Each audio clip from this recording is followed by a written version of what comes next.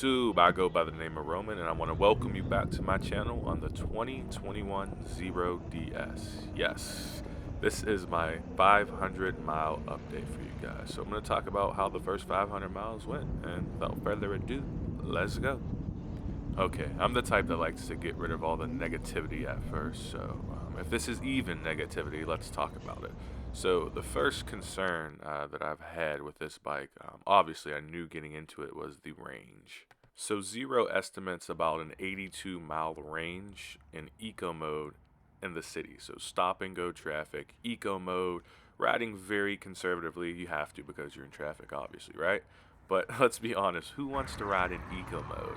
I primarily ride in a custom mode. I have my power and torque set to 100 and the regen to about 30.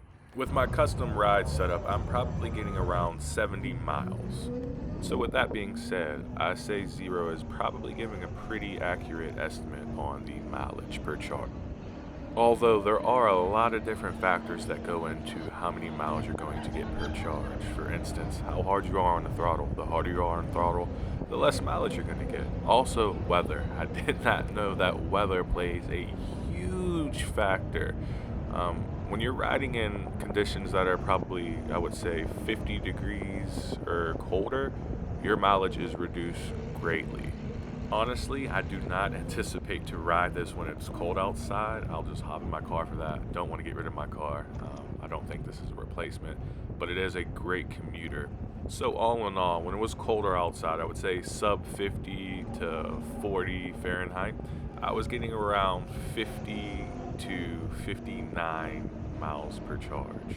That is not bad for me, as I'm not going further than that in a day. Which brings me to my second negative and or gripe, as you would say, is the mirrors. The mirrors came loose on me twice. Well, both mirrors on each side. I guess this might have just been a quick assembly thing, but really something trivial. Tighten them back up. They are good to go. Now that I've addressed some of my gripes, let's hop right back on this fanboy train. Or should I say, covert ninja mobile. I mean, this thing is so quiet. Really, just take a listen. Seriously, you can hear everything around you. You can hear cars, people talking. I mean, whatever it is, you can hear music through other people's cars. It's insane. I know. For all of you loud pipes save lives kind of guys, I get it. I get you. You're wrong. But that's a conversation I'll save for a whole nother video. There's just something about that peace and quiet that I get while riding that I just find so tranquil, so feng shui, if you might. Honestly, I'm in love with this motorcycle right now. You cannot get me off of it. Whether it's meeting up with friends, going on a random adventure to a park or somewhere that I've never been before, it's making me want to go out and explore more. Whether it's picking up my food order or running into the grocery store to pick up some bread and eggs. I don't know. Whatever it is, it does not matter. I cannot get off this bike. I love taking it everywhere. It's very convenient. I have a Givy top box fitted, which also has a back pad for a passenger to sit in. But this top box is awesome. It gives me just that extra amount of storage to make this so much more practical.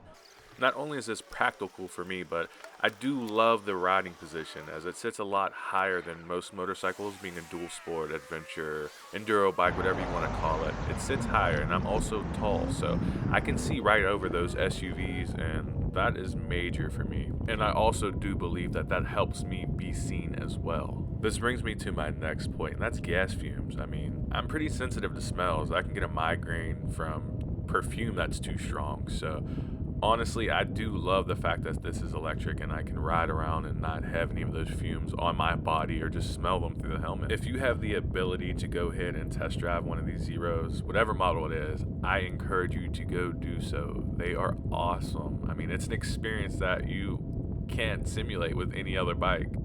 Some things that I would change, honestly, I don't really know. I did buy an MRA windscreen for this motorcycle. I have not fitted it yet, and I'm honestly not sure if I really want to anymore. I was pretty concerned about the range I was getting when it was colder, and just that cold wind hitting me was just not fun, so I purchased that windscreen.